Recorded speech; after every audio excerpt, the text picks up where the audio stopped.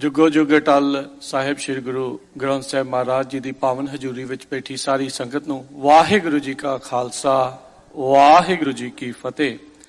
जिवें भाई साहब ने दसिया पंजाबी रेडियो USA जो कि 2010 दे विच शुरू किया गया सी, यही मुख उद्देश के नाल भी आपां कौम दी पंजाब दी पंजाबीयत दी पंजाबी बोली दी जिहड़ी सेवा करनी आ।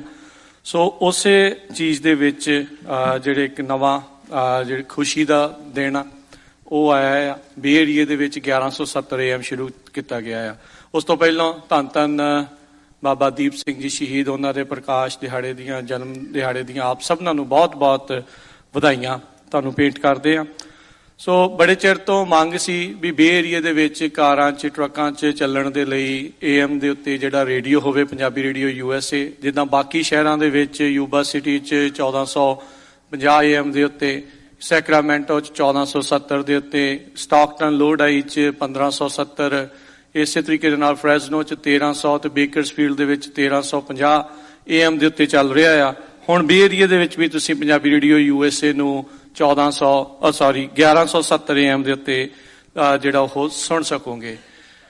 शुरू तो ही पंजाबी रेडियो USA दे द्वारा एक कोशिश रही है भी कौम दे मसले सिक्खी दे मसले पंजाब दे मसलियां नूं जिहड़ा ओह मुख रख के जिहड़ा चलिया जावे।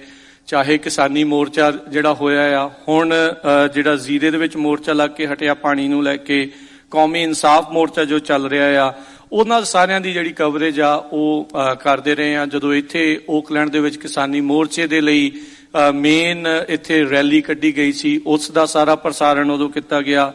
इसे तरीके नाल पंजाबी रेडियो USA दे उत्ते 8 घंटे तो वध सवेरे शाम जिहड़े गुरबाणी दे प्रसारण जिहड़े ओह चलदे ने। सवेरे तड़के 2 बजे तो लैके 8 बजे तक, फिर 10 तो 11 बजे तक, इस तरीके दे नाल फिर शाम नूं 6 तो 8 बजे तक जिहड़े गुरबाणी दे प्रोग्राम चलाए जांदे ने।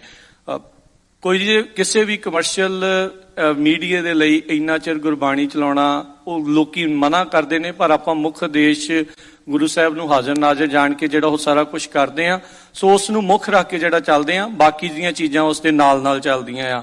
हुण इत्थों दीयां खबरां होण, पंजाब दीयां होण, इमीग्रेशन दे मसलिਆਂ दे उत्ते गलबात आ, वो सारियां चीज़ां पंजाबी रेडियो USA दे उत्ते चलदियां। सो हुण तुसीं पंजाबी रेडियो USA दे जिहड़े सारे प्रोग्राम ने वो इत्थों दे लोकल चैनल 1170 AM दे उत्ते बे एरिए दे विच, जिस दी रेंज पूरे जिहड़े बे एरिए दे विच सारे शहरां दे विच तुसीं उसनूं बहुत ही साफ जिहड़ा अपनी कारां दे विच सुण सकदे आ। सो प्रबंधकां दा बहुत बहुत धन्नवाद जिन्हां ने वक्त दिता संगतां दे रूबरू होण दे लई ते इस चीज़ के बारे जिहड़ा ओह दस्सण दे लई।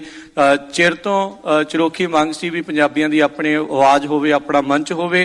तुहाडे सारियां दे पिछले एक दहाके तो वध दे जिहड़े साथ दे नाल ते सारियां दी मेहनत दे नाल अज आपां इस मुकाम तक पहुंचे हां ते आउण वाले समय दे विच इदां ही गुरु साहिब दी मेहर बख्शिश जिहड़ी बनी रवे, तुहाडा सारियां दा साथ जिहड़ा मिलदा रवे, यही अरदास जिहड़ी अज आपां करदे हां।